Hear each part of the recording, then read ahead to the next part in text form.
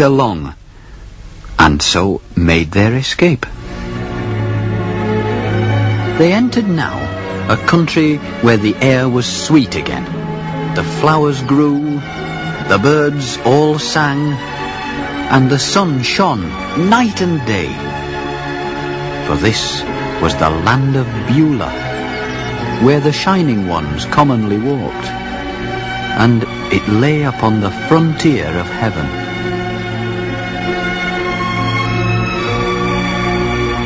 There was a perfect view of the celestial city, a city founded higher than the clouds, its walls and towers shining in the sun, so dazzling that the pilgrims had to look at it through clouded glass, until their eyes grew more accustomed to the light.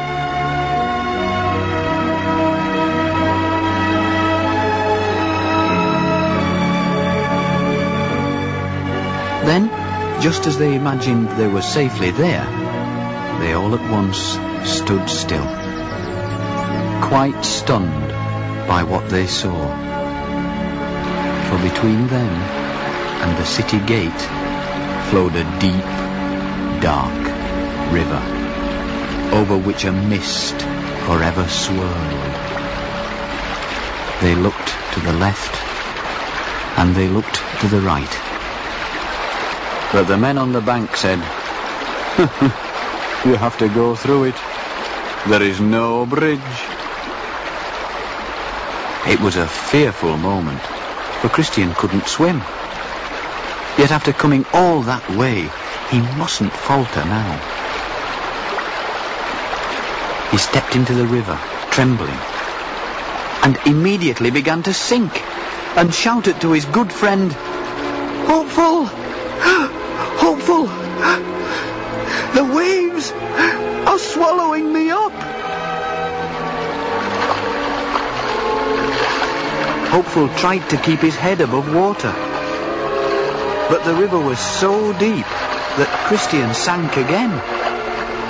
He was more frightened now than he had ever been, even in the valley of the shadow. A great darkness and horror fell upon him. For this was the river of death, and he feared he was drowning in it.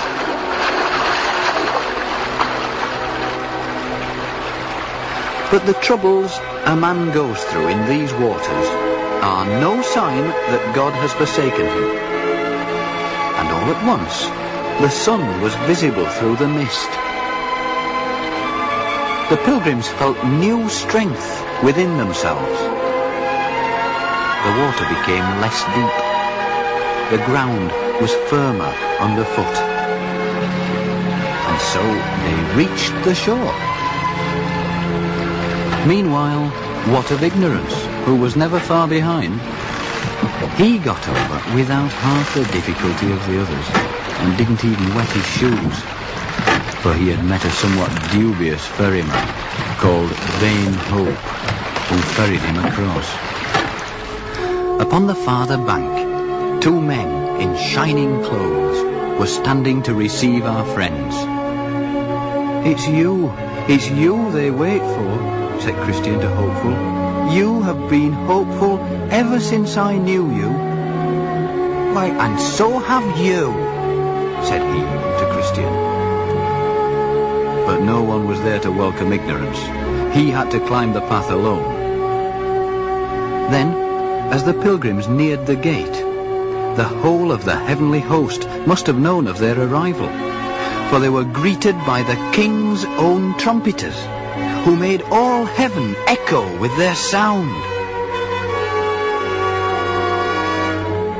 But when Ignorance knocked to be admitted, the men above the gate looked down on him and said, "Where is your parchment roll, my friend, to prove that you have come by the right road?"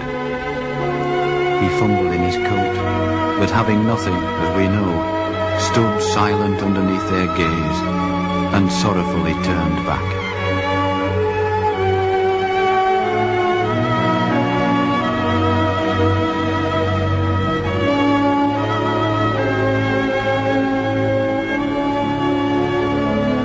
The Pilgrims, on the other hand, each had their parchments ready, and a voice cried out, "These pilgrims now are come from the city of destruction for the love they bear to the king of this place." So the gates of heaven opened to them, and they entered in. And, writes Bunyan in his book, I was able to look in after them. I saw the streets were paved with gold, and in them walked, with crowns upon their heads, the company of just men, made perfect. And the bells of the city rang for joy. For Christian and his fellow had come to their true home.